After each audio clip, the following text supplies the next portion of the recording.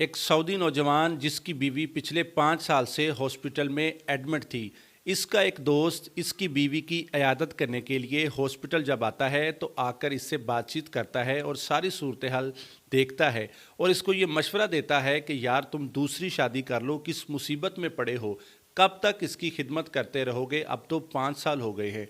ये बात सुनते ही उस सऊदी नौजवान ने उससे कहा कि बैठकर तसल्ली से मेरी बात सुनो। बात सुनने के बाद तुमने खुद फैसला करना है कि मैं इसे छोड़ दूं और फिर दूसरी शादी करूं या मुझे क्या करना चाहिए। ये सऊदी नौजवान अपने उस दोस्त को जो मशवरा देता है उसको सारा वाकया सुनाता है कि 7 साल का था जब मेरा बाप इस दुनिया से रुखसत हो जाता है। मेरी माँ ने मेरे चचा से यानी कि वालिद के भाई से शादी कर ली, निकाह कर लिया। चंद माह गुजरते हैं कि मेरा चचा मेरी माँ से कहता है कि अपने इस बेटे को छोड़ दो अगर मेरे साथ रहना है।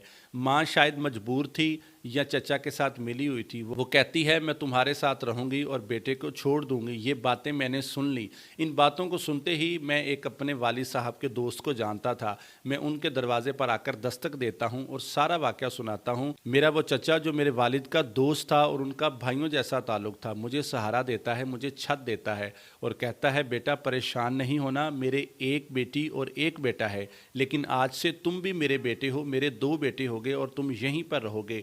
उन्होंने मेरी खूब परवरिश की, मुझे पढ़ाया लिखाया और इस काबिल किया कि मैं आज अपने पाँव पर खड़ा हूँ। और फिर जब मेरी उम्र 20 से 22 साल हो गई, मेरे वालिद साहब के दोस्त जिनकी एक बेटी थी वो अपनी बेटी का रिश्ता मेरे साथ करना चाहते थे। उन्होंने मेरी रज़ा भी जानना चाही। मैंने बिल्कुल खामोशी के साथ हाँ में सर हिलाया और वो रिश्ता हो गया। और आज ये मेरी बीवी, अगर इस पर बुरा वक्त है, बीमारी अल्लाह की तरफ से है, इनको लाहिक है और पिछले 5 सालों से ये हॉस्पिटल में एडमिट है, तो इसमें इनका कोई कसूर नहीं है। मैं तो इनके एक एहसान का बदला नहीं दे सकता जो इन्होंने मुझे उस वक्त सपोर्ट किया था जब मेरे चचा और मेरी माँ ने भी मुझे धुतकार दिया था और तुम मुझे दूसरी शादी का मशवरा दे रहे हो।